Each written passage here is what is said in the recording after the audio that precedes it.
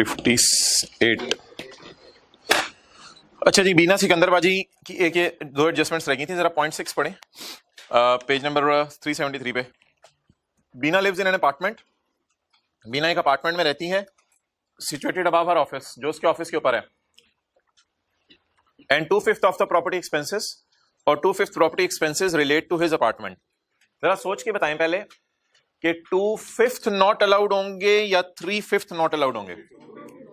2/5 not allowed होंगे। अच्छा, not allowed का रूल क्या होता है? फाइन वगैरह इन चीजों का रूल क्या होता है? ऐड कर दें, तो इसलिए 2/5 को ऐड कर देंगे। इन द एंड इससे ज्यादा बेहतरीन सवाल था कतील वाला, उसको आपने शायद ज्यादा एंजॉय किया हो और घर बैठ के आप अकेले अकेले कर रहे थे। पॉइंट 7, अदर एक्सपेंसेस, दूसरे खर्चों में include 2,60,000 paid for Bina's golf club membership. 2,60,000 pay किया गया बीना के गोल्फ क्लब की मेंबरशिप, विच शी सिर्फ और सिर्फ यूज्ड, क्लब में वो सिर्फ और सिर्फ जाती है गोल्फ खेलने। नहीं, उसने तो कभी स्टिक नहीं पकड़ी। Use to promote her business interest, वो सिर्फ अपने बिजनेस इंटरेस्ट के लिए जाती है कि वहां से क्लाइंट्स के साथ राब्ता डेवलप होता है। बड़े बड़े क्लाइंट्स आए होते हैं गोल्फ खेलने के लिए, तो उनको जो है वो कहती है मेरी लॉ फर्म है, आप कभी आए आपको हम लॉ सर्विसेज देंगे। क्लियर? तो सिर्फ इसलिए जाती है, which exclusively use to promote her business. अच्छा भाई, इसमें ना अब खर्चे में कोई इतराज नहीं है, खर्चे के नेचर में कोई इतराज नहीं है। और एक बात आज याद कर लें, जो खर्चे नॉट अलाउड की लिस्ट में नहीं आ रहे ना, वो अलाउड है। मिसाल के तौर पे आपको पता है tax, income tax not allowed है, fine to government not allowed है, unrecognise provident fund not allowed है, ये सारी चीजें नॉट अलाउड है। जो लिस्ट में पढ़ ली, जिस खर्चे के बारे में नॉट अलाउड नहीं लिखा हुआ, हाँ वो खर्चा जो है वो किस सूरत के अंदर जो है वो नॉट अलाउड होगा, जब तक लिस्ट में मिल जाएगा। लिस्ट में नहीं मिल रहा तो दैट खर्चा इज अलाउड। अब मैं आपको यहां तक बात बताऊं, एक बिजनेसमैन ने रिश्वत दे दी, तो ये कोर्ट में केस डिसाइड हुआ है कि ये अलाउड है, क्योंकि जज साहब ने पूछा कि मोहतरम आप बताएं नॉट अलाउड की लिस्ट में ये कहां आ रहा है? क्योंकि नॉट अलाउड की लिस्ट में तो ये कहीं नहीं आ रहा। तो कहते हैं ठीक है, ये काम 2 नंबर है, बट लॉ में दिखा दो कहां ये खर्चा नॉट अलाउड है। तो आपकी कोई लड़ाई होगी, आपने बंदे किराए पे करा लिए, खर्चा अलाउड है। मैं ऐसी बात कर रहा हूं, आप लोग तो नहीं ऐसा करते। तो ये खर्चा अलाउड है। याद रखिएगा, बिजनेस का हर खर्चा, जिसके साथ जितना मर्जी बुरा लफ्ज लगा दे, वो रिश्वत का लफ्ज लगा दे, लड़ाई का लफ्ज लगा दे, खर्चे के साथ जो मर्जी लफ्ज लगा दे खर्चे के साथ, बिजनेस के इतने खर्चे होते हैं, लाखों खर्चे होते हैं, सारे अलाउड हैं, सिवाय सेक्शन 21 में जो लिस्ट दे देगी वो नॉट अलाउड है। और एक बात आपसे करता चलो, कुछ खर्चे हैं ना वो अकल लगानी पड़ती है कि नॉट अलाउड है।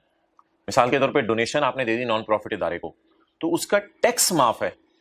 इसका ये इंप्लाइड मतलब है वो खर्चा नहीं है बिजनेस का। ज़कात आपका जाती फेल है, बिजनेस के खर्चों में खुदा ना खासा डाल दी तो खर्चा अलाउड नहीं है बिजनेस का।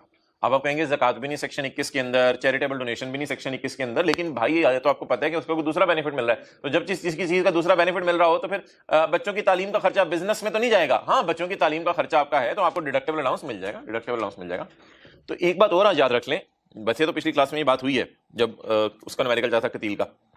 एक बात और याद रख लें, जैसे टैक्स क्रेडिट्स हैं, डिडक्टेबल अलाउंसेस हैं, ये बिजनेस के खर्चे नहीं है।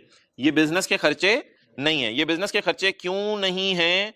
इस वजह से, ये किधर रह गया चैप्टर 20, ये बिजनेस के खर्चे इस वजह से नहीं है कि न्यूमेरिकल के फॉर्मेट में हमने बिजनेस में से ज़कात नहीं माइनस करनी, हमने बिजनेस के सेल में से जो है, बिजनेस की सेल से हम सवाल दिया होता है ना में, तो हम बिजनेस में से टैक्स क्रेडिट माइनस नहीं करने बैठ जाने बिजनेस के खर्चों में। तो चैरिटेबल डोनेशन, ज़कात, बच्चों की तालीम का खर्चा, ये बिजनेस के खर्चे नहीं है।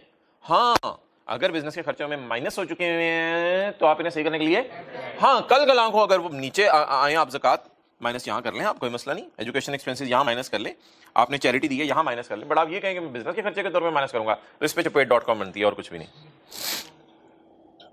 वापस आ जाएं जितने the chapter 19। Other expenses include 2,60,000 for paid. अच्छा, ये बिजनेस का खर्चा अलाउड है, इसमें मैंने कोई एतराज नहीं है हमें। अच्छा, अगर कभी एक आपसे ये जहन में सवाल है ना कि कोई खर्चा अलाउड है तो कहाँ लिखा हुआ है खर्चे अलाउड है? एक तो होता है ना खर्चे नॉट अलाउड, एक होता है खर्चे अलाउड। तो जहन में कभी जिंदगी के किसी मोड़ पे सवाल आ जाए कि खर्चे अलाउड की लिस्ट कहाँ दी हुई है, मोहतरम खर्चे अलाउड की लिस्ट कहीं नहीं दी हुई।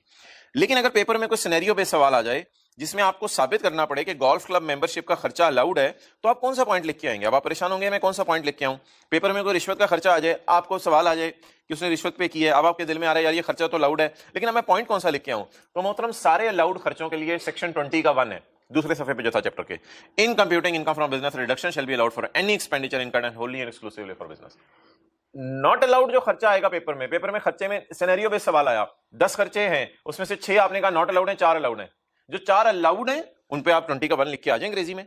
In computing income from business a deduction shall be allowed for any खर्चा। गालिबन जो टेस्ट था जिसमें 17 15 16 खर्चे आ रहे थे या 13 खर्चे आ रहे थे और पूछा गया था पिछले से पिछले टेस्ट में कौन से अलाउड है कौन से नॉट अलाउड है, उसमें भी शायद 1-2 पॉइंट के जवाब में आप देखिएगा मैंने ये लिखा हुआ था कि ये खर्चा होली एंड एक्सक्लूसिवली बिजनेस के लिए इसलिए अलाउड है। तो अलाउड खर्चे अगर जिंदगी के किसी मोड पे पूछे जाएं तो 20 का 1 को आप अंग्रेजी में लिख के आएंगे, और नॉट अलाउड पूछे जाएं तो फिर 21 में ढूंढना पड़ेगा उस खर्चे की नेचर क्या। वापस आ जाए बीना बाजी की तरफ। The payment to club was made with cash, so that is a big problem.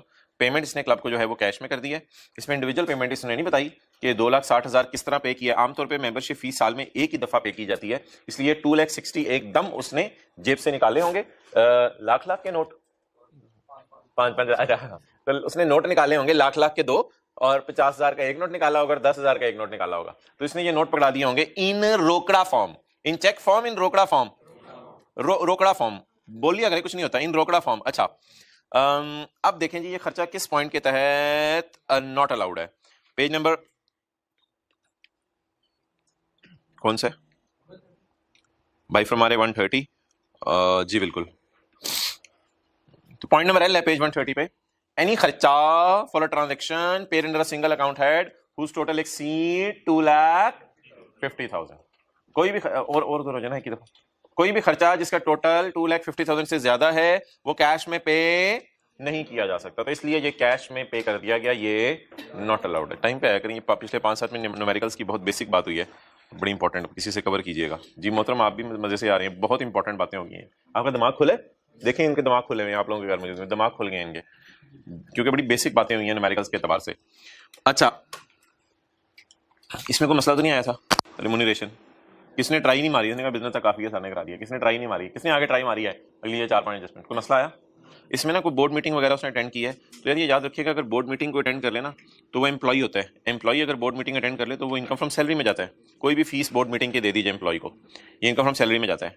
और यार ऐसे ही इसने पंगे लिए हुए आए अपने कि सैलरी पे भी एम्प्लॉयर ने टैक्स काटा है, बोर्ड मीटिंग पे भी टैक्स काटा है। ओ हमारी बिला से यार जहां मर्जी टैक्स काटा हो, आपको पता है टैक्सेस डिडक्टेड हमने न्यूमेरिकल के एंड पे जाके माइनस करने होते हैं, बस इससे ज्यादा और हमें कुछ नहीं इसका। ओके चलें जी वापस आ जाए।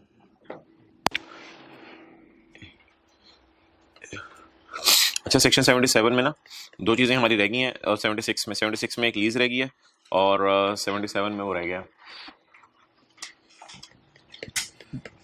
फिलहाल मैं स्पेकुलेशन बिजनेस करवा रहा हूँ आज, पेज 154 स्पेकुलेशन बिजनेस। मतलब याद करते हैं चीज़ें, आने वाले दिनों में टाइम नहीं मिलना, फिर आगे जो चैप्टर्स हैं उनमें याद करने वाली चीज़ें कुछ हैं ज़्यादा। तो स्पेकुलेशन बिजनेस ये मत समझिए आने वाले दिनों में टाइम मिलेगा। Tax implications of speculation business. आ जाओ आगे, पहले टैक्स इम्प्लीकेशंस पढ़ लेंगे स्पेकुलेशन बिजनेस की। अच्छा भाई where a person carries on a speculation business, जहां एक बंदा स्पेकुलेशन बिजनेस करे, it shall be treated as a separate from any other business. ये किसी भी बिजनेस से सेपरेट समझा जाएगा। इसका मतलब यह है, अभी स्पेकुलेशन बिजनेस मैंने आपको नहीं पढ़ाया क्या है। अच्छा स्पेकुलेशन बिजनेस जो भी है उसका बाकी बिजनेस से क्या समझा जाएगा? सेपरेट समझा जाएगा, यानी उसके रिकॉर्ड्स, उसके खर्चे, इनका रिकॉर्ड अलग रखा जाएगा। इनकम फ्रॉम दिस बिजनेस, यानी जो स्पेकुलेशन बिजनेस होगा इस बिजनेस की इनकम शिल बी कैलकुलेटेड सेपरेटली फ्रॉम, वही बात दोबारा कर रहे हैं, स्पेकुलेशन बिजनेस की रिकॉर्ड अलग रखें, नॉन स्पेकुलेशन बिजनेस के खर्चों का, इनकम का रिकॉर्ड अलग रखें। द अपॉर्शनमेंट ऑफ खर्चे, the apportionment of expense, for apportionment of expenses, खर्चे अपोर्शन करने के लिए speculation business will be considered as a separate head of income. तो इसका न्यूमेरिकल हम कभी आने वाले दिनों में ना जनवरी में करेंगे कि एक बंदा स्पेकुलेशन बिजनेस भी कर रहा होगा, नॉन स्पेकुलेशन बिजनेस भी कर रहा होगा। ये बिजनेस क्या होता है स्पेकुलेशन, थोड़ा वेट कर लें, तो खर्चे तो कर रहा होगा, उन खर्चों को दोनों में हमें क्या करना पड़ेगा? तकसीम करना पड़ेगा।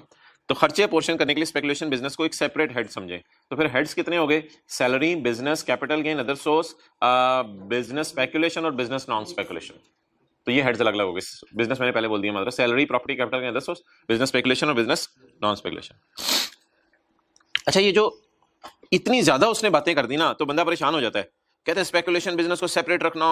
हालांकि ये सेक्शन 19 है, सेक्शन 19 है, सेक्शन 18 के बाद, सेक्शन 18 है सफे के टॉप पे, सेक्शन 21 नॉट अलाउड है ना, तो 21 से थोड़ा ऊपर है, तो है बिजनेस के चैप्टर का ये सेक्शन। लेकिन उसे डर पैदा हुआ पॉइंट डी में, जिस डर को उसने रिमूव किया। पॉइंट ए में क्या करे? इसका रिकॉर्ड सेपरेट रखो, इसकी सारी चीजें सेपरेट रखो, खर्चे पोर्शन करते हुए इसे सेपरेट हेड बना दो। हमने कहा इतना सेपरेट इसे करना चाह रहे हो, ये बिजनेस से बाहर निकाल रहे हो। पॉइंट डी कहता है नहीं, profits of speculation business shall be included in the head income from business. कहते ये याद रखना इतने बुरे तरीके से मैं इसको बाहर नहीं निकाल रहा, ठीक है। यानी कि अब्बू को गुस्सा आ जाए, ओए इसको खाना ना दो छोटे भाई को, और इसको जो है वो कमरे में ये करो वो करो, इसको मारो, इसकी कुटाई लगाओ, इसको ये करो। अब्बू घर से निकाल, नहीं घर से नहीं निकालना, मुझे हाथ दोगी, तो इसको ये करो ये करो ये करो। लेकिन इन द एंड आके लॉ मेकर ठंडा हो गया, कहता है ये है बिजनेस का ही हेड। तो बिजनेस की दो कैटेगरीज होगी, स्पेकुलेशन और लॉस। अगर आ गया स्पेकुलेशन बिजनेस में तो ये किसी और हेड में से माइनस नहीं हो सकता। लेकिन ये बात आपको बिल्कुल समझ नहीं आएगी, लॉसेस का चैप्टर 13 मेरे ख्याल से, ये तो चैप्टर 13 की बात है। चैप्टर 13 में इस बात को समझाने में 10 मिनट लग जाते हैं, तो फिलहाल इसको लिख के छोड़ दें। ओके, आगे मूव करें। Definition and exceptions. जी बिल्कुल, भाई पढ़ा रहे हैं सुबह के। एग्जाम्पल, इन अगस्त 2015 उस दिन एक बच्चे का मैसेज आया FR2 के ग्रुप में, 1 घंटे 14 मिनट पे क्लास सर क्यों हंसी थी। अच्छा एग्जाम्पल, उसके हंसने को दिल चाह रहा होगा, सारे हंस रहे। इन अगस्त 2015, तो कुछ आवाजें नहीं जाती कैमरे में, अब क्या करें। इन अगस्त 2015 के अंदर LT signed a future contract with ME। हम स्पेकुलेशन बिजनेस की पहली एग्जांपल करने लगे हैं। In August 2015 LT signed a future contract with ME for purchase of 500 metric tons of maize. Okay, थोड़ा सा ना अटेंशन चाहिए इसमें जरा। फ्यूचर कॉन्ट्रैक्ट का मैं लफ्ज खत्म कराऊं फिलहाल। In August 2015 LT signed with ME, एक फ्यूचर का लफ्ज खत्म कराऊं। In August 2015 LT signed a contract with ME for purchase of 500 metric tons of maize. अच्छा, इसने मुआहिदा किस चीज का किया है? इसने मुआहिदा मेज खरीदने का किया है या खरीद ली है? खरीदने का किया है या खरीद के इसने गोदाम में मंगवा ली है? In August LT signed a मुआहिदा with ME for purchase of 500 metric ton of maize at ₹15,000 पर। ये मेज मकई होती है ना मेरे ख्याल से। अच्छा, तो मकई खरीदने का इसने मुआहिदा किया। अब मुझे ये बता दें, आपने इंट्रो FR1 में ये पढ़ा हुआ है कि मुआहिदा करने पे एंट्री नहीं होती है, साइन करने पे एंट्री, ऑर्डर करने पे भी एंट्री नहीं होती। चीज का आप ऑर्डर कर दें तो एंट्री कब होती है? जब चीजें आपको डिलीवर हो जाए। अच्छा, लेकिन मोहतरम मैं समझने के लिए समझने के लिए एंट्री कर रहा हूं, मैं समझने के लिए एंट्री कर रहा हूं, और एंट्री किसी कर रहा हूं? परचेज की एंट्री कर रहा हूं। तो for the sake of discussion, for the sake of working, फिलहाल एक एंट्री की जाने लगी है, वो मैं आपके सामने पेश करने लगा हूं। मुझे बताएं, LT signed a contract with ME for purchase. Buyer कौन है, सेलर कौन है? LT signed a contract for purchase. बोले बोले, LT signed a contract for purchase, तो LT बायर है। LT की बुक्स जी, एंट्री सोचे क्या बनेगी? Purchase debit, creditor credit. और ME की बुक्स में, ME की बुक्स में क्या एंट्री होगी? ME की बुक्स में एंट्री होगी क्योंकि LT signed a contract for purchase, so for ME it is sale. Data debit, sale credit. मैं मान रहा हूं कि ये एंट्रीज होनी नहीं चाहिए क्योंकि मुआहिदा साइन हो रहा है, लेकिन अगर ये एंट्रीज में ना करूं तो आपको समझ आना मुश्किल हो जाएंगी चीजें। 500 इंटू 15,000, क्वांटिटी कितनी है? 500 मेट्रिक टन, और 1 मेट्रिक टन कितने का? 15,000 का। जी बताएं। 7.5 मिलियन। ओके, नहीं चलो ठीक है, लिखने तो खैर है, 75 लाख। ओके, यहां तक नोट करें, फिर मैं आगे बढ़ता हूं, आगे पढ़ता भी हूं, आगे बढ़ता भी हूं। उधर नोट करें।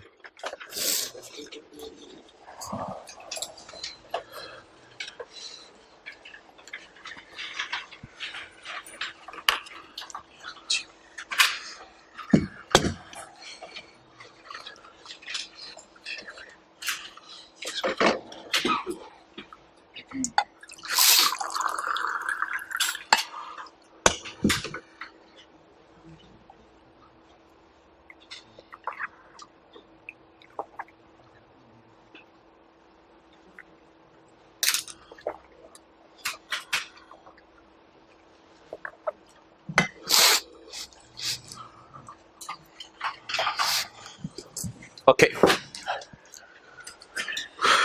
The delivery was expected to be made in October. Delivery किस महीने में होगी जी? अगस्त के बाद सितंबर अक्टूबर, डिलीवरी अक्टूबर में होगी।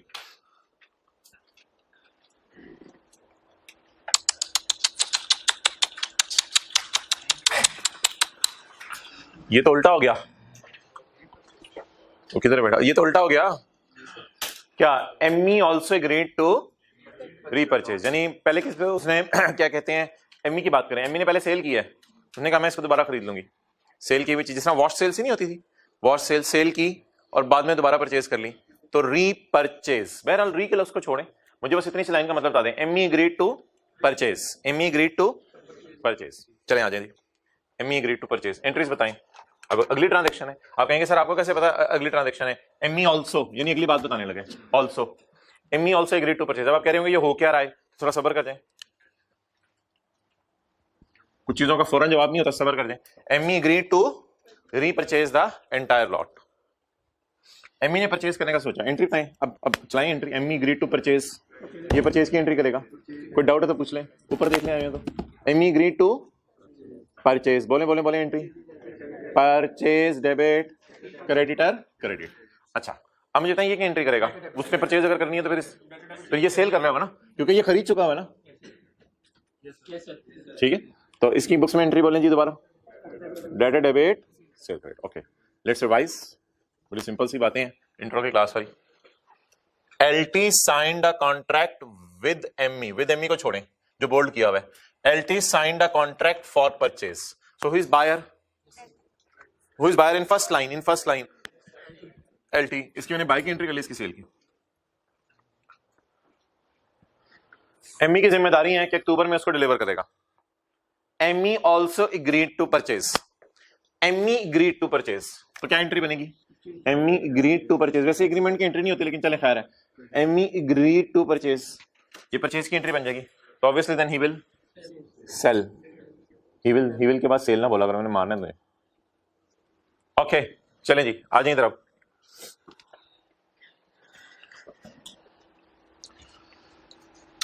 अच्छा मोहतरम अब होता पता क्या, अगस्त में ये मुआहदा हुआ और जिस दिन सेल होनी है ना चीजें, the delivery was put in October, तो अक्टूबर में on the date of sale ये मुआहदा उलट जाना है, on the date of sale ये मुआहदा उलट जाना है, उसी दिन ये मुआहदा उलट जाना है।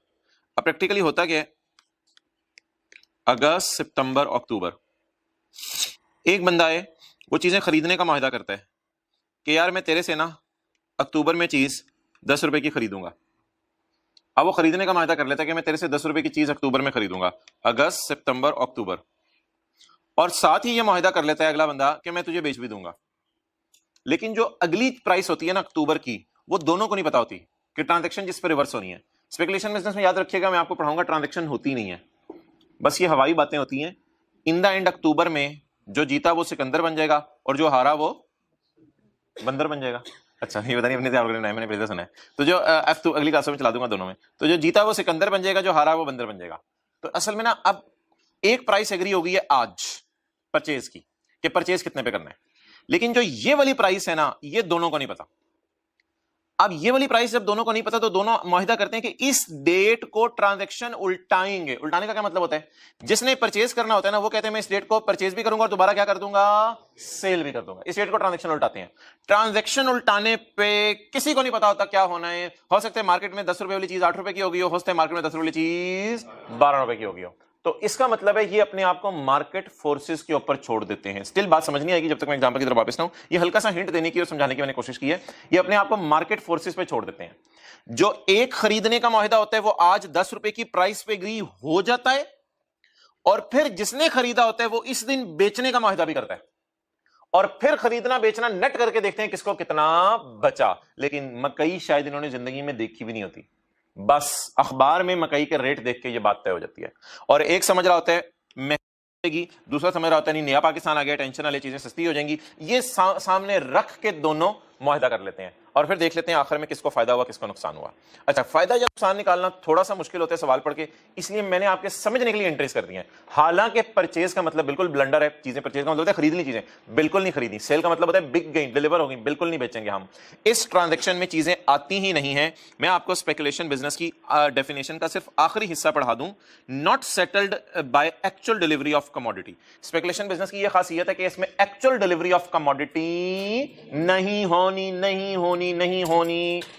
कौन सी प्राइस फिलहाल एग्री कर लें, आज की एक ट्रांजैक्शन की प्राइस एग्री कर लें, और जब उस ट्रांजैक्शन को आपने रिवर्स करना है 2 महीने बाद, उसकी प्राइस मार्केट पे छोड़ दें, और वो प्राइस ऊपर या नीचे होगी, देख लेंगे एलटी को फायदा हुआ है या एमई को फायदा हुआ है। तो एक प्राइस इन्होंने लॉक कर दी है, डेट इज 15,000। एक प्राइस किसी को नहीं पता, वो प्राइस है जी अक्टूबर की। फिलहाल अगस्त में क्या प्राइस एग्री कर लिया? 15,000। अब पढ़ लें, the delivery was expected to be made in October, delivery अक्टूबर में है। M E agreed to purchase. अब हमें ज्यादा परेशान होने की जरूरत नहीं होगी, हम पेपर के अंदर एग्रीड टू परचेज का मतलब लिख लिया करेंगे, यार ये एंट्री बनी द एंटायर लॉट। लेकिन ये जो परचेज की प्राइस है ना, ये वाली हमें नहीं पता। ये जो मैंने दूसरी एंट्री की है उधर, इसकी प्राइस हमें नहीं पता। इसकी प्राइस क्या होगी? Prevailing on the date of, इसकी प्राइस अक्टूबर पे छोड़ दी। आप बताएं क्या किसी को पता है कि फ्यूचर में क्या बनना है? लेकिन दोनों अपनी अपनी प्रेडिक्शन कर रहे होंगे, दोनों अपनी अपनी। कोई समझ रहा होगा 15,000 वाली चीज महंगी हो जाएगी, कोई समझ रहा होगा 15,000 वाली चीज सस्ती हो जाएगी। देखते हैं जी क्या बना। In October price of maize increase to 18,000। मकई महंगी होगी, मकई महंगी होगी, नया पाकिस्तान अरूज पे आया, 18,000 पे मेट्रिक टन इसकी प्राइस होगी। And LT sold the entire lot to ME without taking, and LT sold the entire lot to ME without buying. पता नहीं क्या हो रहा है। And LT sold the entire lot without buying. इसका मतलब है ये स्पेकुलेशन ट्रांजैक्शन है, कोई बाइंग नहीं हो रही, कोई सेलिंग नहीं हो रही। इसका मतलब ये नहीं होगा गुड सेल कर दी, इसका मतलब ये नहीं होगा गुड सेल कर दी। विदाउट बाइंग का मतलब है ना उसके पास आई और ना गई, इसका मतलब है बस ट्रांजैक्शन खत्म हो गई। अब हमने गेन या लॉस निकालना है दोनों की बुक्स में। फिलहाल बता दें ये वाली एंट्री किस पे पोस्ट कर दूं? 18,000 पे, 15,000 पे? 18,000। तो things are very very easy in speculation business. आपको एक ट्रांजैक्शन किसी और प्राइस पे दी होगी और दूसरी ट्रांजैक्शन किसी, और इन द एंड आप खड़े होकर देख लेंगे कौन जीता कौन हारा, कौन सिकंदर कौन बंदर। ये आप लोगों की तरफ से था। 500 इंटू 18,000, 9 मिलियन। ये फिगर मुझे याद होगी, काफी क्लासों से यही आ रही है, पिछले 5-6 सालों से यही फिगर आ रही है। अच्छा, 500 ज़रब 18,000, बोले बोले ये कसम खाई है कैलकुलेटर ना पकड़ने की। अच्छा जी, 500 ज़रब 18,000 बोले 9 मिलियन। यार आप इतने बड़े तो हो ही हैं कि मुझे बता दें किसको गेन आया, कितना किसको लॉस आया। जिसकी सेल प्राइस देख लें, सेल प्राइस और परचेज प्राइस दोनों की देख लें, यहां से आपको आइडिया हो जाएगा किसको गेन आया किसको लॉस आया। 9 मिलियन पे ये सेल बुक कर रहे हैं और ये 75 लाख के ऊपर, 90 लाख के ऊपर सेल बुक कर रहा है, 75 लाख के ऊपर परचेज बुक कर रहा है। तो बता दीजिए जिसकी सेल ज्यादा वो कौन? सिकंदर। और जिस बेचारे की सेल कम और परचेज ज्यादा वो बंदर। जी वैसे आप लोग, अच्छा तो जी स्पेक्यूलेशन गेन कर लो यार, सही तरह कर लो, ऐसे शर्मा क्यों कर रहे हो? Speculation gain 15 lakh. ये मोहतरम कंक्लूजन अभी मैं आपको बताता हूं, इसका बोले speculation loss 15 lakh, speculation loss 15 lakh.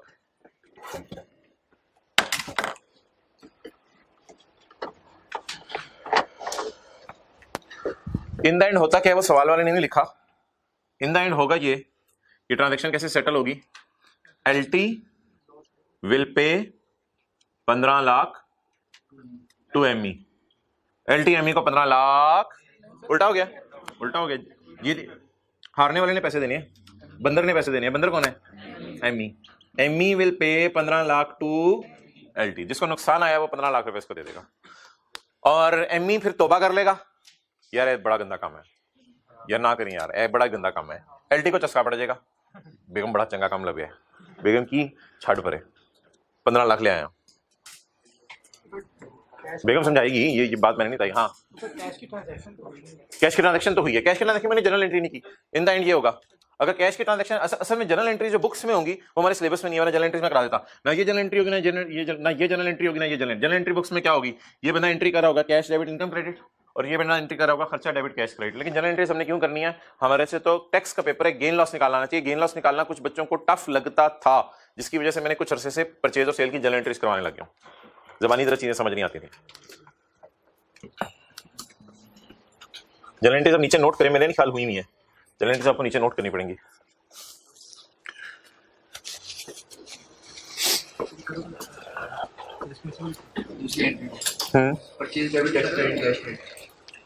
हाँ हाँ वो कर लो आपने, क्या मैं ये कह रहा हूँ ना, समझ नहीं तो है नहीं, सदा सदा करो, कॉम्प्लिकेटेड क्यों करने बात।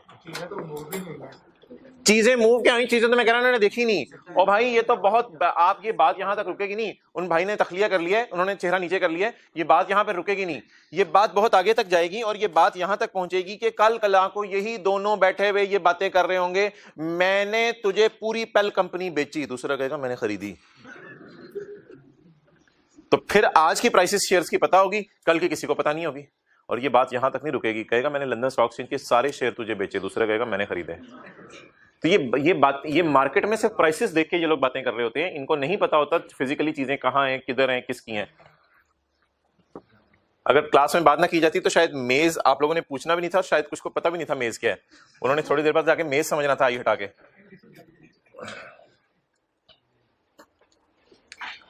मरहबा मरहबा मरहबा, माशाल्लाह माशाल्लाह, जी आयानु जी आयानु। Calculate speculation gain loss.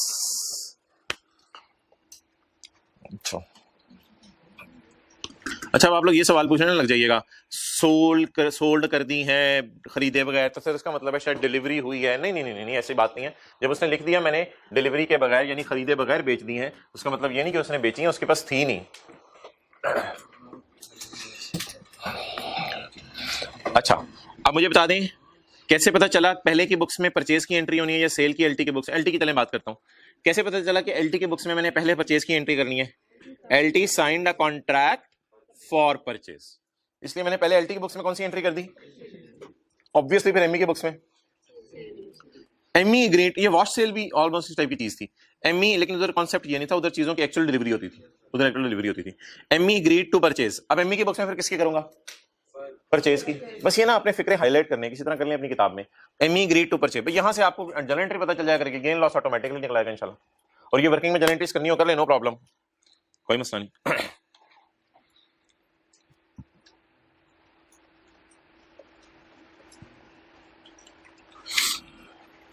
Okay और अगर कोई बच्चा जनरल एंट्रीज के बगैर गेन लॉस निकाल लेता है तो ठीक है, it's up to him. In this speculation business, it's a business in which, ये बिजनेस है पूरा, कहते हैं लोगों ने कारोबार बनाया है आ business. It means a business in which a contract for the purchase and the sale of a commodity is not settled by actual delivery of commodity. ये माहिदा याद रखिएगा कमोडिटी का ही होता है, purchase and sale of a commodity. ये shares का भी माहिदा आप कर सकते हैं, लेकिन ये शेयर्स फिजिकली नहीं बेचेंगे, कैपिटल गेन के चैप्टर में जा रहे हो। फिजिकली शेयर्स नहीं बिकने, शेयर्स का बिकना तो कैपिटल गेन के चैप्टर में जाता है। तो आप ये ना कहिएगा फिजिकली शेयर्स बिकेंगे तो कैपिटल गेन के, नहीं, वो शेयर्स जो आपने खरीदे ही नहीं, खरीदे बगैर बेच दिए। इसी मिसाल को ले लें, मिसाल के तौर पे मैं ये कहता हूं, फिगर्स को जरा ऐसे कर लेते हैं, शेयर्स तो इतने महंगे नहीं होते ना, शेयर्स इतने महंगे नहीं होते। तो अगर मैं बात करूं कि बातों बातों में मैंने किसी से 500 शेयर 15 रुपए के एतबार से खरीद लिए, एक शेयर 15 रुपए का, 500 शेयर 15 रुपए के एतबार से खरीद लिए और 500 शेयर 18 रुपए के एतबार से बेच दिए, तो देखने में तो आपको लग रहा है कैपिटल गेन है, लेकिन अगर एक्चुअल डिलीवरी ना हो ट्रांजैक्शन के अंदर तो ये स्पेकुलेशन बिजनेस है। फिर ये मैंने खरीदे और बेचे नहीं होंगे, खरीदने का और बेचने का मुआहदा किया होगा, इन द एंड मैंने बेच दिए होंगे without buying. I will sell without buying, यानी resultantly I will only pay cash. Payment होगी, पेमेंट ही तो होगी, इसलिए तो मैंने कहा था उसको चस्का चढ़ जाएगा एलटी को, तो पेमेंट ही तो होगी, वरना तो फिर कुछ भी नहीं रह गया पीछे। स्टार्ट पे कोई नहीं, स्टार्ट पे कोई पेमेंट वोमेंट नहीं, बिल्कुल नहीं। In the end transaction net settle हुआ करेगी। नेट का क्या मतलब है, ना किसी ने किसी को 90 लाख देने हैं, ना किसी ने किसी से 75 लाख लेने हैं, बस 90 और 75 का डिफरेंस निकाला जाएगा, 15 लाख रुपए एक बंदा दूसरे को दे देगा। Speculation business means a business in which a contract for purchase and sales, definition बहुत आसान है, of a commodity is not settled by actual delivery of commodity, bracket में shares, commodity, shares, कोई भी चीज है। और in the end अगर आप लिखना चाहते हैं तो लिख लें, loser will pay cash to winner, बांदर will pay cash to Sikandar, loser will pay cash to winner। इसमें लिखा होना चाहिए था वैसे सोल्यूशन में, किसने कैश पे किया, M E will pay 15 lakh to L T. अच्छा सोल्यूशन में मैंने गेन निकाला है एक की किताबों में, जो एक की किताबों में गेन है उसी को दूसरे की किताबों में क्या नाम दे दिया, लेकिन जनरल एंट्रीज के बगैर निकाले थोड़ा समझना मुश्किल है। ओके अच्छा जी, क्या क्या मतलब, अच्छा इसमें ना ये जो है कॉन्सेप्ट स्पेकुलेशन बिजनेस, आप पूछें जी हमारा कितना अर्सा चलेगा सर, कितने लेक्चर होंगे, स्पेकुलेशन बिजनेस खत्म हो गया, बस इतना सा था। लेकिन इसमें एक बात अब रह गई है, स्पेकुलेशन बिजनेस की exceptions. However, following will not be considered as speculative business। जैसे डिविडेंड पढ़ा था, फिर नीचे उसकी एक्सेप्शंस थी, तो अब वो जो हम अब ये जो मिसालें पढ़ने लगे ना, ये देखने में स्पेकुलेशन है लेकिन लॉ मेकर इनको एक एक करके बाहर निकाल रहा है। अच्छा ये बात अब आपने जो है ना बड़ी डिटेल से जो है वो समझनी है। इसके लिए आप एग्जाम्पल जो है वो एक लिखना शुरू करें। कॉन्टिन्यूइंग फ्रॉम अबव क्वेश्चन, आप लोग छोड़े, मैं क्या वाइट में कर रहा हूँ, आप अपना करें काम। कंटिन्यूइंग फ्रॉम अबव क्वेश्चन, ऊपर वाले क्वेश्चन से कंटिन्यू करें। Assume LT has a shop. Assume LT has a shop where he sells maize. LT has a shop where he sells maize. जहां वो क्या बेचता है? मकई बेचता है। LT की शॉप है जहां वो मकई बेचता है। अच्छा, LT को किसी ने बताया यार LT एक काम शुरू हुआ है आजकल।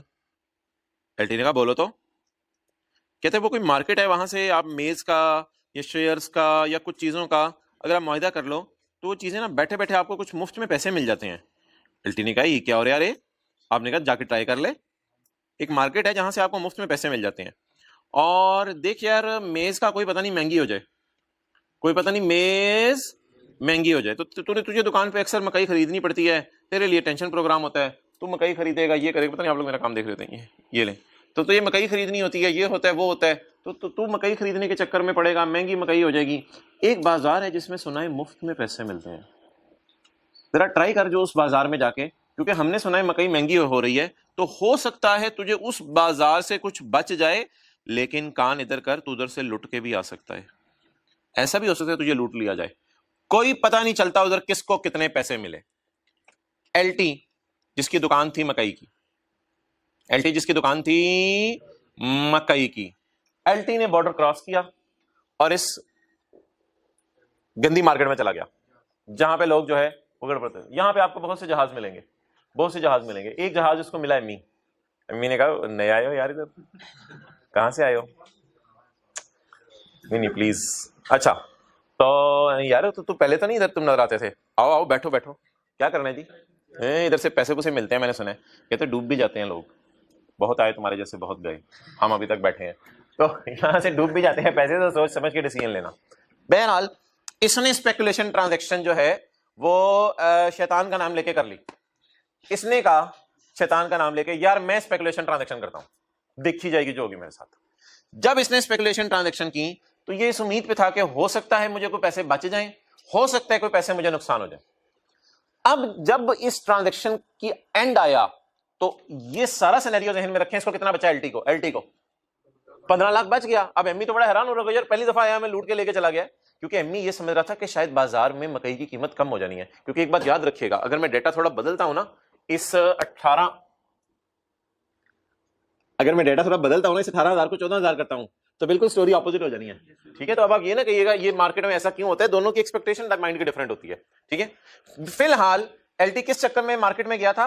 LT इस चक्कर में मार्केट में गया था, किसी ने इसको खबर सुनाई थी कि प्राइसेस चीजों की महंगी हो सकती हैं, लेकिन मार्केट में बैठा हुआ एम्मी शायद समझता था कि चीजें सस्ती होंगी, तो इसलिए इन्होंने आपस का माहिदा कर लिया। अब LT के पास जो 15 लाख आया, उसने 15 लाख रुपए का क्या किया? लॉ मेकर कहता है अगर वो 15 लाख चाहे हराम तरीके से कमा के आया, जैसे मर्जी कमा के आया, अगर वो 15 लाख आके नेक काम में इस्तेमाल कर दें तो मैं इसकी ब्लैक मनी को वाइट कर दूंगा। परेशान ना हो LT, तुम अगर एक काम कर दो ना, अस्पताल बना दो इन पैसों का, ये कर दो वो कर दो, नहीं, तुम इस 15 लाख को अपनी दुकान में डालो और दुकान में डाल के अपना सौदा खरीदो और सौदा खरीद के बेचो। याद रखिएगा इस मार्केट में जो गया था वहां से सौदा खरीदे बेचेगा नहीं, इस मार्केट में गया था वहां से पैसे बचा के लाया है और उस बचाए हुए पैसे को अपनी दुकान पे लगाया है। तो पहले गया मार्केट में, मार्केट से कितने मिले? 15 लाख, और फिर मार्केट से जो 15 लाख मिला इसको इसने कहां लगा दिया? अपनी दुकान में लगा दिया। तो ऐसी सूरत में LT के लिए ये 15 लाख स्पेकुलेशन गेन नहीं है। पिछली मिसाल में ना, पिछली मिसाल में इसके लिए गेन था स्पेकुलेशन, इसके लिए मैंने लिखा था स्पेकुलेशन लॉस है। अब वाली मिसाल में LT को रिलैक्सेशन मिल रही है, इसकी ब्लैक मनी जो वाइट की जा रही है, इसे कहा जा रहा है यार ये तेरे लिए गेन स्पेकुलेशन का नहीं है। फिर कौन सा गेन है सर? नॉर्मल बिजनेस का गेन है। और सर ये क्या फायदा हुआ, गेन पे तो टैक्स ही देना पड़ेगा। नहीं भाई, हेड बदलने से ना लॉसेस के रूल बदल जाते हैं, लॉसेस के चैप्टर में हम पढ़ेंगे, हर हेड के लॉसेस के रूल अलग है।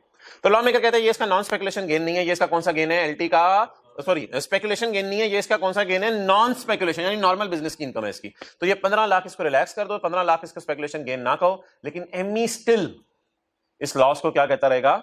क्योंकि इसको फायदा भी आ जाता अगर, तो इसने अपनी जेब में ही डाल के कोई गाड़ियां खरीदनी थी, कोई यशियां करनी थी, कोई बाहर के चक्कर लगाने थे, इसने दुकान पे नहीं डालना था। तो जिस बंदे की बैक एंड पे दुकान हो और फिर वो इस मार्केट से 15 लाख बचा के ले आए, तो जब अपनी दुकान के ऊपर जाके इस पैसे को डालेगा तो दुकान में अगर पैसा डल गया तो इसकी मनी को वाइट कर दिया जाएगा और इसे रिलैक्स कर दिया जाएगा और इसे कह दिया जाएगा ये तेरी इनकम फ्रॉम बिजनेस नॉर्मल है, speculation. However, following will not be considered as speculative business. A contract for the stock is made by LT. अभी ना मिसाल जो मैं लिखवा रहा था उसे पूरा करवाता हूं आपको। A contract for stock is made by LT. ये मैं मिसाल किसकी लिखवा रहा हूं? अगर मैं इसे एग्जांपल 1 दूं नंबर, तो एग्जांपल 2 मैं आपको रजिस्टर पे लिखवा रहा हूं। तो एग्जांपल 2 के कॉन्टेक्स्ट में मैं बात कर रहा हूं ताकि हमें पॉइंट ए ना एग्जांपल 2 जो अभी हम सेल्फ मेड करने लगे हैं वहां से समझ आ जाए। तो पॉइंट ए को मैं एग्जांपल 2 खुद बनवा के सॉल्व करवाने लगा हूं। अ contract for the stock is made bye a LT during mercantile business. ये वाला कॉन्ट्रैक्ट तो वो स्पेकुलेशन मार्केट में ही करके आया, लेकिन आमतौर पे उसका बिजनेस कौन सा है? मर्केंटाइल होता है, चीजें खरीद के बेचने का बिजनेस, ड्यूरिंग मर्केंटाइल बिजनेस। अबे तुमको क्या कहते हैं? मुझे लोगों ने बताया था मकई महंगी हो रही है तो कहीं से मुफ्त में पैसे मिलते हैं। आपको ऑब्वियसली ये भाई बात पता है कि अगर कोई चीज महंगी हो रही हो बाजार में और आपको कहीं से मुफ्त में पैसे मिल जाए तो कितनी खुशी की बात होती है कि वो चीज महंगी आपको सस्ती महसूस होती है। क्यों सस्ती महसूस होती है? मुफ्त में पैसे मिल गए, मुफ्त में पैसे मिल गए। आप फीस जमा कराने आ रहे थे, इमरान खान गेट पे मिला, यार आप क्या करने आए हैं? यार मैं जरा चेक करने आया हूँ क्या हो रहा है कॉलेज में। तो इमरान खान ने कहा यार ये 2000 मेरी तरफ से। तो आपको कोई चीज मुफ्त में मिल जाए तो ऑब्वियसली आपका खर्चा कम हो जाता है ना, आपको खुशी होती है। तो आप क्यों गए हैं? टू गार्ड अगेंस्ट, क्योंकि आपको डर था थ्रू फ्यूचर प्राइस फ्लक्चुएशंस। आपको पता है दुकानदारों को प्राइस फ्लक्चुएशन से डर होता है। आपको पता है कि दुकानदार डरता है कि अगर चीज महंगी हो गई तो मेरे लिए आगे खरीदनी भी मुश्किल और आगे बेचूंगा अगले बंदा भी इतने पैसे नहीं दे सकेगा।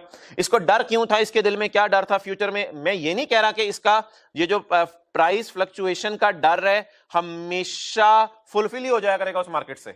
हो सकता है उस मार्केट से डूब के भी आ जाता, लेकिन नियत इसकी देखी जाएगी उस मार्केट में गया क्यों था। अ contract for stock is made bye LT during, अबे तू क्यों गया था? कहते मैं ड्यूरिंग मर्केंटाइल बिजनेस किया था। किस लिए? To guard against loss. कहते हैं मुझे तो नुकसान का डर था। अभी तुझे क्यों नुकसान का डर था?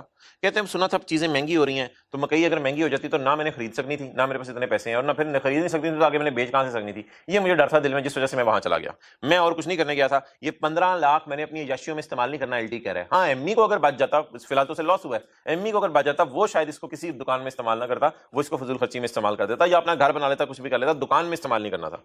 और अक्सर लॉ मेकर ना चीजों को दुकान में डालना, इन बातों को इसलिए इंकरेज करता है क्योंकि इस दुकान से भी तो फिर बिजनेस होगा, इससे भी तो कोई इनकम फ्रॉम बिजनेस आएगी, उससे भी टैक्स आएगा हुकूमत को। अच्छा अब ये 15 लाख जो उसे मिलेगा उधर से लाके 15 लाख का सामान खरीदेगा, सामान खरीद के दुकान पे रखेगा। 15 लाख उसे बच गया ना उधर से, 15 लाख का सामान खरीदेगा, सामान खरीद के दुकान पे रखेगा। दुकान पे रखेगा, उस सामान को क्या करेगा? उस सामान को अपने घर ले जाएगा या आगे बेचेगा?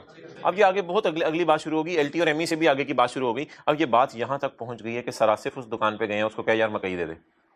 और सरासिफ को तो देखने में नॉर्मल सा बंदा लगे, पता नहीं पीछे क्या गेम डाल के आया है, तो सरासिफ पैसे देंगे और मकई ले लेंगे। For fulfilling the person LTs, for fulfilling LTs other contracts for the actual delivery of goods to customers coming on his shop, to customers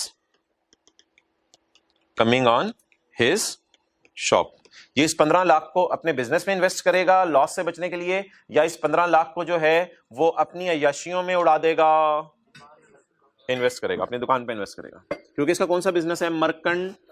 और पिछली एग्जांपल में ऐसा कुछ नहीं लिखा हुआ था एग्जांपल 1 में, इसलिए मैंने ज्यूम किया था कि एलटी और एमई जो हैं उनका कोई मर्केंटाइल बिजनेस नहीं है। ये दोनों एरोप्लेन हैं, ये दोनों जहाज हैं, ये दोनों जहाजियत की बातें करते हैं। इसलिए जो ट्रांजैक्शंस इन्होंने कर ली थी मार्केट के अंदर जाके, एक को स्पेकुलेशन गेन आया था, दूसरे को स्पेकुलेशन। अब आप मुझे एक दफा बता दें कहां तक हमने लिखा था जी मोहतरम, आप पढ़ें कहां तक लिखवाया था मैंने एग्जांपल 2। भाई ऊंची बोलो यार। कंटिन्यूइंग फ्रॉम, डर तो नहीं गए? हाँ बोलो ना बोल, कंटिन्यूइंग, ट्राई कर तू, कंटिन्यू बोलो। अस्सलाम बोल यार, हाथ होगी तो असलम पैसे लेके नशा होगा। अस्सलाम अस्सलाम बोल, असलम ने बुला। इतने प्यार से नहीं आते लोग। चल आगे चल, पढ़ अब। ठीक है, assume continuing from above example, LT has a shop where he sells maize, full stop के आगे आप लिखना शुरू करें। He went in speculation market. He went in speculation market. जहां तक लिखवा दिए थे उससे आगे. He went in speculation market and earned rupees 15 lakh, क्योंकि मैंने लिखा ना continuing from example 1, and earned rupees 15 lakh. अब अगली बात शुरू हो रही है. And then invested 15 lakh in shop. And then invested 15 lakh in shop.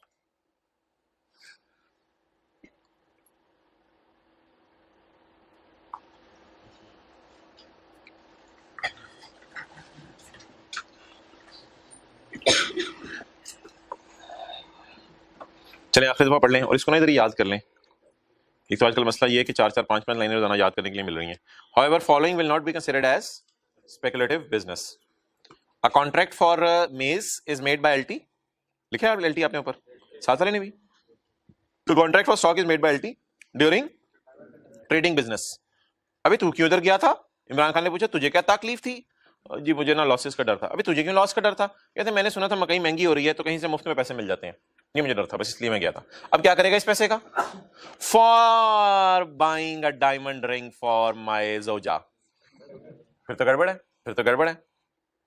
For fulfilling the person's other contracts for actual delivery of goods to customers coming on LT shop. जो LT के shop के ऊपर कस्टमर आ रहे होंगे उनको चीजें डिलीवर करेगा. 4-5 minute लगाइएगा, घर में 1-1.5 लाइनें याद हो जाएगी. अच्छा जी, अब अगली बात. इसी को अगर मैं शेयर समझ लूं, इसी को अगर मैं शेयर समझ लूं, तो एलटी और एमई मार्केट में बैठे थे और एलटी और एमई में से किसी के पास भी पीटीसीएल के शेयर्स नहीं थे. पहले क्या मुआहदा हुआ? इसने कहा मैं पीटीसीएल के 500 शेयर तेरे से 15 रुपए के एतबार से खरीदता हूं. इसने कहा ठीक है मैं बेचता हूं. अब आप पास खड़े थे, आपने कहा शेयर किधर खरीदे बेचे? इन्होंने कहा भाई तुझे नहीं पता तू जा क्या हो रहा है, तू बच्चा है अभी, तू बालिग नहीं हुआ, जा अभी. अच्छा, और थोड़े दिन बाद आप दोबारा आए तो वो बातें कर रहे थे, हाँ यार वो बेच दिए तुझे मैंने. कहते हैं हाँ मैंने खरीद लिया. आपने कहा शेयर चल तू, तुझे मना किया ना इधर ना आया कर. तो ये ट्रांजैक्शन होगी. जब ये ट्रांजैक्शन खत्म हो गई तो आपने कहा नहीं यार आज देखने करते क्या है ये लोग, शेयर श्योर हैं कोई नहीं, बस मोबाइल हाथों में पकड़े हुए इंटरनेट पे शेयर्स की प्राइस देके लगे हुए हैं. तो फिर ना एक ने ना जेब से दूसरे के 1500 रुपया निकाल के उसकी जेब में डाल, ये ले पकड़. यार ये क्या होता है यार, कैपिटल गेन का चैप्टर लगाने क्या लगाने हैं, तो शेयर्स ही नहीं बिके. तो आपने जाके अब्बू को बता दिया. अब्बू ने कहा बेटा मुझे क्या, एलटी और एमई का मामला है. तो आप तजस्सुस में, चले छोड़े बात इधर आए. तो एमई विल पे 1500 टू, आप बताएं इनके पास शेयर्स थे या ऐसे ही बातें कर रहे हैं? ऐसे ही बातें कर रहे हैं, इनके पास शेयर्स नहीं थे. क्लियर? अब होगा क्या मोहतरम? अगली बात होगा ये कि ये स्पेकुलेशन बिजनेस की डेफिनेशन में फॉल कर जाएगा. लेकिन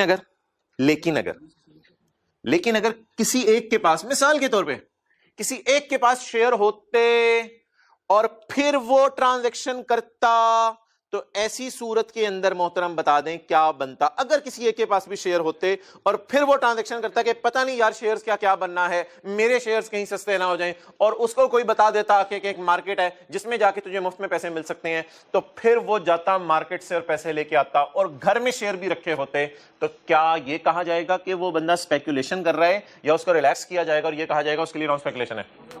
उसके लिए नॉन स्पेकुलेशन है. तो बात वही है सादा सी. नंबर 1, सबसे पहली मिसाल एग्जांपल 1 जो हमने की थी, जो किताब में भी लिखी हुई है, एलटी और एमई कि अगर कोई मर्केंटाइल शॉप नहीं है तो जो भी परचेज सेल का डिफरेंस आया करेगा that will go to speculation.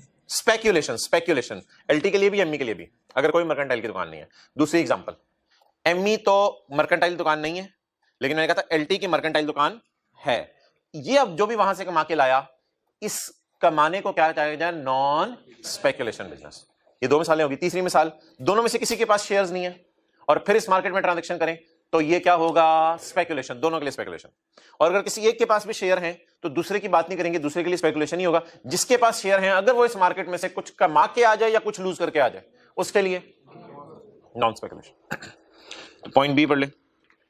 Contract for shares is made bye a dealer, और डीलर या इन्वेस्टर वही होते हैं. डीलर के पास ज्यादा शेयर पड़े होते हैं, इन्वेस्टर के पास थोड़े शेयर पड़े होते हैं. इन्वेस्टर अपने लिए खरीदता है, डीलर जरा ज्यादा खरीदता है.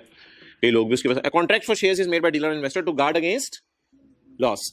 तुम क्यों गए हो? कहते हैं मुझे लॉस आ सकता था. तुम्हें कौन सा लॉस आ सकता था? इन पर्संस होल्डिंग ऑफ शेयर्स। मैंने हाथ में शेयर पकड़े हुए हैं, मुझे इन शेयर्स के बेचने पर लॉस सकता है, यही गम मुझे अंदर से खाए जा रहा था। और इस गम को खत्म करने के लिए मैं बाजार चला गया था, ताकि बाजार से कुछ ना कुछ बच जाए मुझे। थ्रू तुम्हें क्या गम था? मुझे गम था कि मैंने शेयर्स होल्ड किए हुए हैं और फ्यूचर में क्या आ सकती है इसमें, प्राइस फ्लक्चुएशन।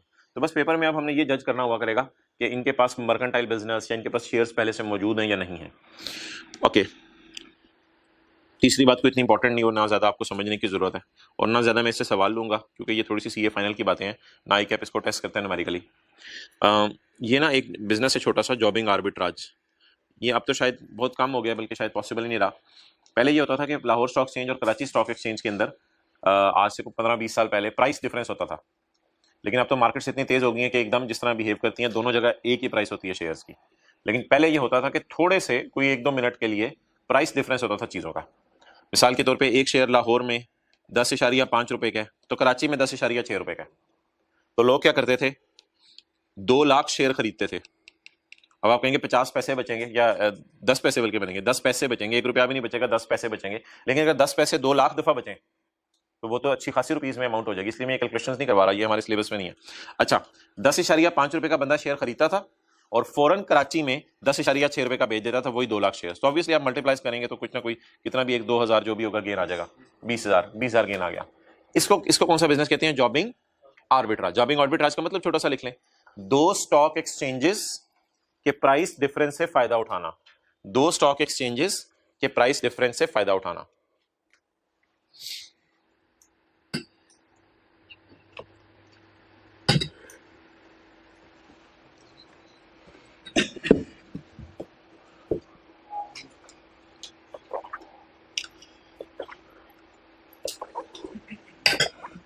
अच्छा, a contract made by a member of a forward market or a stock exchange. A contract is made by member of a forward market or stock exchange. Stock exchange को forward market इसलिए कहते हैं कि अक्सर इसमें इस तरह की ट्रांजेक्शंस कॉमन होती हैं। अच्छा, a contract is made by member of forward market, ये भी एक नाम याद रखें, स्टॉक एक्सचेंज का एक और नाम है ये। A contract is made by a member of forward or stock exchange during any transaction of jobbing arbitrage. अच्छा, अब जो बंदा ये ट्रांजेक्शन करता था ना, उसको भी डर होता था कि पता नहीं ये मैं जब बेचने जाऊं तो 10.4 पे ना आके खड़ा हो जाए। इस ट्रांजैक्शन में वो इधर से शेयर खरीद चुका होता था और उसको डर होता था मैं 2 मिनट बाद बेचूं तो मुझे नुकसान ना आ जाए। तो वो उस 2 मिनट के अंदर, आधे मिनट के अंदर अंदर स्पेकुलेशन मार्केट में जाके अपने आप को बचवा के आ जाता था। और फिर अगर 2 मिनट बाद शेयर बेचने पर से नुकसान भी आ जाए तो मुफ्ता लग सकता है। मैं जरूरी नहीं कह रहा 15 लाख आपको हमेशा बचा करेगा, उधर से भी लुट के आ सकते हैं आप। तो जो लोग जॉबिंग आर्बिट्राज करते थे, अगर वो भी अपने आप को बचाना चाहते हैं नुकसान से, तो वो कहां चले जाएं? स्पेकुलेशन मार्केट में। लेकिन शर्त यह है कि वो लोग शेयर खरीदे हों उन्होंने 10.5 रुपए के एतबार से और पड़े हों उनके पास। तो बी और सी सेम बात है, लेकिन बी और सी के अंदर इतनी वाज़ेह इंग्लिश है नहीं कि लगे सेम है। A contract is made by member of a forward market और stock exchange during any transaction of jobbing arbitrage. अब बता तू क्यों गया है? To guard against loss which may arise in ordinary course of, but is his ordinary course of business jobbing arbitrage. ये इसका ordinary course of business है। ये बैठा ही उधर इसलिए है कि 2 का प्राइस का डिफरेंस का फायदा उठाए। ये काम तो शायद सही लग रहा है क्योंकि एक जगह पे शेयर बरकत मार्केट से बकरा खरीदो और जाके दूसरी मार्केट में बकरा बेच, तो ये काम तो सही लगा है। लेकिन अगर इस काम में भी आपको डर पैदा हो जाए कि मुझे नुकसान ना हो जाए और आप कहां चले जाएं? स्पेकुलेशन मार्केट में, और वहां से कुछ कमा के आ जाए, तो वो जो कमा के आए हैं वो that will be non speculation. चलें, बातें इधर की उधर रह जानी है, छोड़ें। आप पास पेपर्स करें, पास पेपर निकालें। इसका कुछ पता नहीं 30वां सवाल है, 32वां सवाल है, कौन सा है देखें, कौन सा है ढूंढें।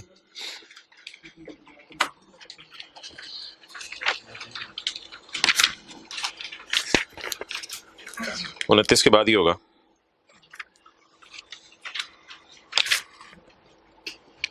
चालीस का 2 पढ़ें जी।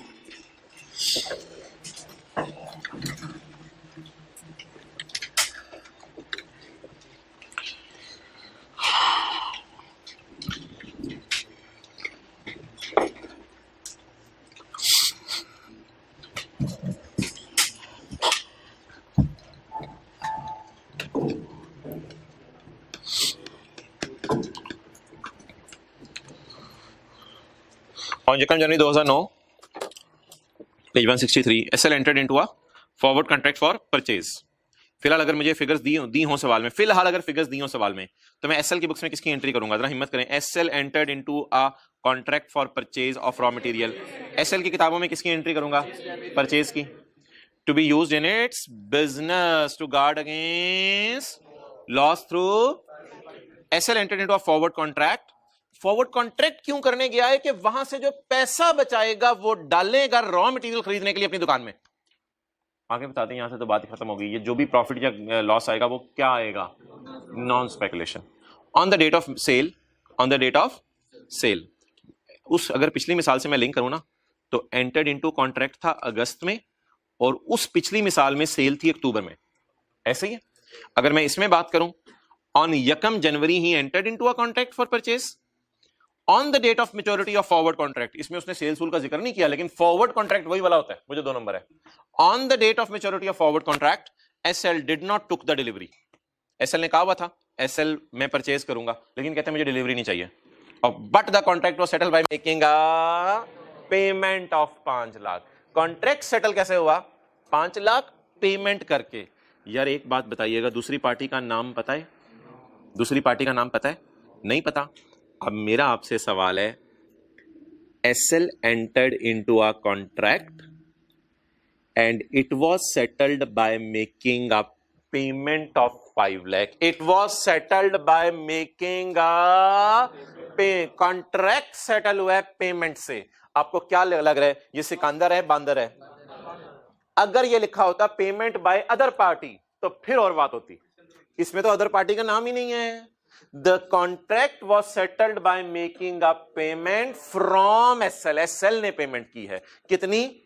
5 लाख। टू अदर पर्सन लिख ले, टू अदर पर्सन। अगले बंदे को 5 लाख की पेमेंट कर दी है। बताएं जी, ये उल्टा लॉसेस बचाने गया था अपने बिजनेस के, उल्टा उधर से लॉस लेके आ गया। अब कोई ज्यादा जर्नल एंट्री से इस बात को साबित तो नहीं किया जा सकता, लेकिन मेरे ख्याल से जो ग्रीन में मैंने बात हाईलाइट की है उससे पता चल रहा है कि ये लॉस है। बाय मेकिंग अ पेमेंट लिखा हुआ है, बाय रिसीविंग एन अमाउंट नहीं लिखा हुआ, उससे पता चल रहा है लॉस है। और जो मैं स्काई ब्लू में हाईलाइट कर रहा हूं ना, उससे हेड पता चल रहा है। गेन लॉस कैसे पता चल रहा है? जो मैं ब्लू में हाईलाइट कर चुका हूं, जो ग्रीन में हाईलाइट करूं। अब मैं स्काई ब्लू से हाईलाइट करके बताने लगा हूं कि ये स्पेकुलेशन है या, तो ग्रीन के बेस पे हम लिखेंगे ये मेरा क्या है? लॉस है।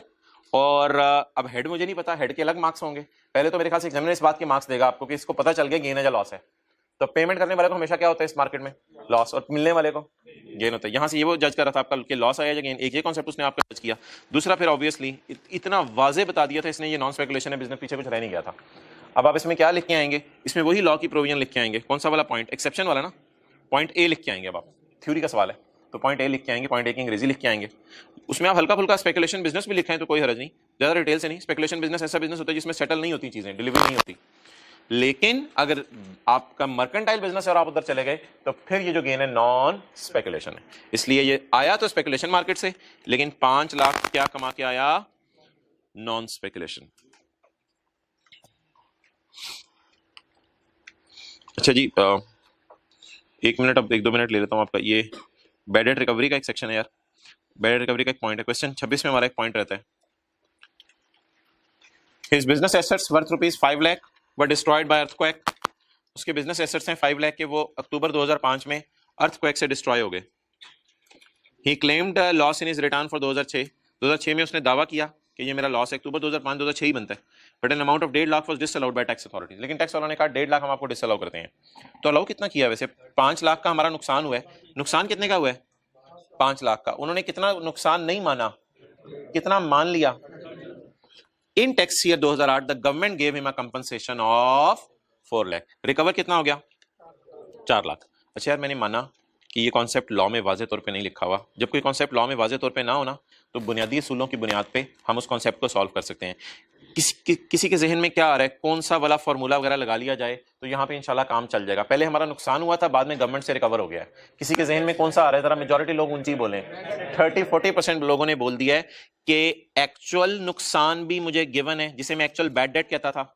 एक्चुअल नुकसान है 500 और प्रीवियसली नहीं, नॉट अलाउड नहीं होता था यार, ऐसा ना करें। प्रीवियसली अलाउड, ये जरा थोड़ा सा सवाल औखा सा था। टैक्स वालों ने 1.5 लाख माइनस नहीं करने दिया था, तो कितना माइनस करने दिया? 3.5 लाख। और बैड डेट के फॉर्मूले में आपको याद है एक बात आती थी, amount recovered. Amount recovered from government कितनी है? 400। तो जवाब क्या आ गया? 400 माइनस दिस, तो 250 is my income from business. तो बैड डेट रिकवरी का फॉर्मूला हर जगह लग सकता है। अगर क्या हो, लॉस पहले दिया हो और बाद में कोई रिकवरी हो रही हो, तो वो बुनियादी असूल यहां भी अप्लाई हो सकता है। आप नोट करिए, मैं साथ साथ जो है वो पढ़ा हूं। His business assets worth ₹5 lakh were destroy हो गए या रुड़ गए? सैलाब के साथ अपनी चेयर्स इसकी दुकान की रुड़ती हुई नजर आ रही थी, लेस रुड़ते हुए नजर आ रहे थे, या जमीन में जाते हुए नजर आ रहे थे? अच्छा, खुद बच गए माशाल्लाह। His business assets worth ₹5 lakh were destroyed by earthquake. Allah ने थोड़ा सा हिलाया इसको, भाई मरने से पहले तौबा कर ले, तू गड़बड़ कर रहा है दुकान पे। His business worth ₹5 lakh were destroyed by earthquake. He claimed the loss in return of those अच्छे। उसने नुकसान क्लेम किया कि मेरा नुकसान हुआ है। क्लेम का क्या मतलब होता है आपको पता है? लोग आके क्लेम करते हैं हुकूमत के बाद, यार हमारा इतना नुकसान हो गया, हमारे घर जल गए हैं, ये हो गया वो। उसने दावा किया कि मैं दावा करता हूं मेरा नुकसान 5 लाख है। कमिश्नर ने कहा नहीं, तेरा नुकसान इतना नहीं हो सकता। मेरे ख्याल से कितना है? 3.5 लाख। बाद में गवर्नमेंट ने क्या साबित किया कि 4 लाख हम आपको देने को तैयार हैं। तो वही फॉर्मूला सारा लगेगा। तो ठीक है, होमवर्क आपका कोई नहीं है, ये स्पेकुलेशन कोई आप करें अच्छी तरह।